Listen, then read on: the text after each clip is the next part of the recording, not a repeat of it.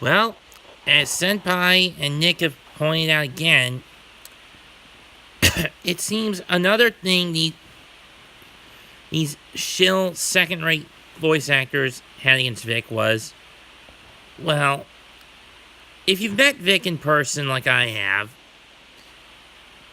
I'm pretty sure some of you would know that every Sunday at whatever con he's at, he holds a panel called the Gospel of John, which is essentially the equivalent, which would basically be an otaku's equivalent to a 1-hour Bible study and sermon, more or less. I've only been to one of them, and that was at Triad in 2017. It's basically where Vic gets to share his faith with his fan base and his beliefs. And the fact that he's a conservative Christian could be one of the main reasons as to why these Funimation voice actors, executives, and shills, even a few at Rooster Teeth, have been going after his ass to get him thrown out and drag his name through the mud.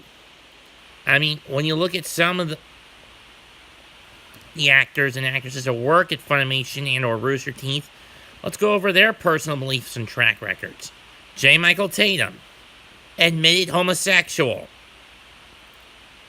Well, since he was in college, at least that's according to one of the stories he tells at his panels. Julianne Taylor, not known by Funimation that frequently. I think she's primarily a Bang Zoom, but she does pop in at Funimation from time to time. She's a Buddhist. Definite longtime member of Funimation's team, Greg Aries, brother of Chris Aries. And while Chris himself is also Christian, his brother, from what I understand, is part of a death cult from Mass Effect. I had to look this up. I had to look Greg's religious preference up.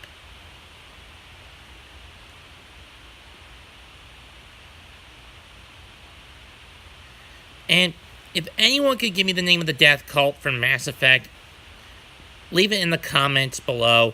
I don't play that I've never played that trilogy of sci-fi RPGs. So I wouldn't care about it. But at least leave me the name of the cult.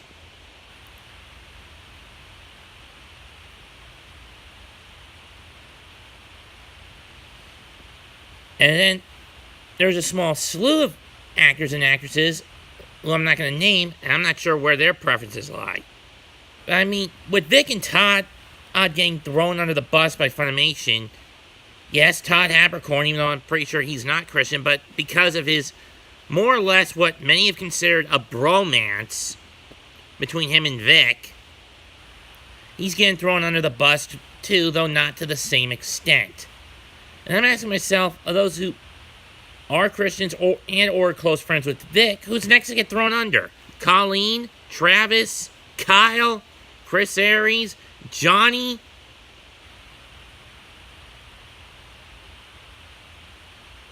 Lucy, Kate. Oh, wait, I already said Caitlin, I think. Wait a minute. Hang on. Glass, Clinkenbeard, JYB, Chris Aries, Kyle Abear,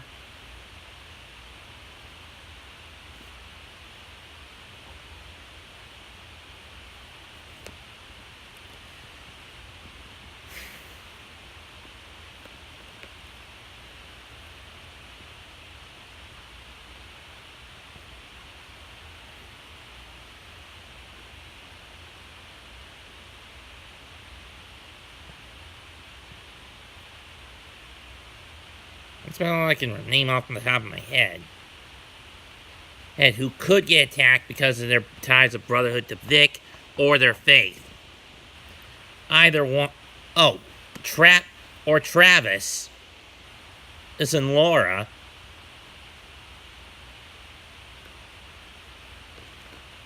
At least that's who I believe could be next on the hit list.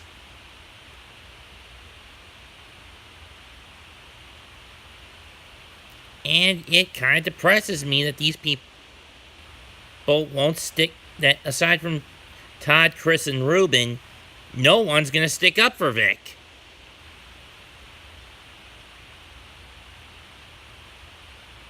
Chris Arias, not Patton, for those who are wondering.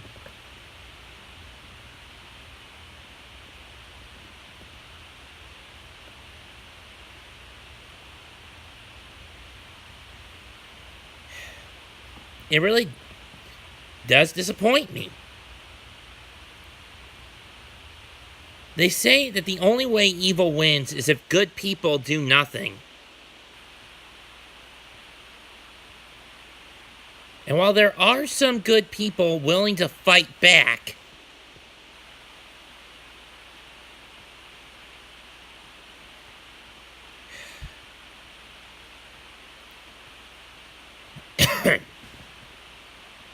we need to hold the faith that we can fight this fight and win. As for those who are targeting Vic because of his faith, and call him a creepy pedophile, you guys have got your stories mixed up. Like I said, I've only been in one of Vic's gospel panels, but I came back out of it uplifted without him getting too close to me.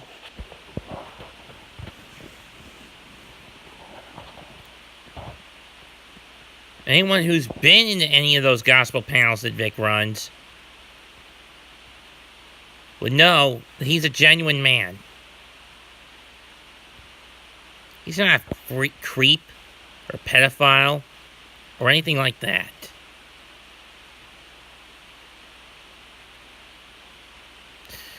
I'm kind of beating a dead horse at this point. Point by saying that, but come on. But I still stand with Vic to the bitter end. I'm done. Mets signing out. Peace, goodbye, and good night. Bang.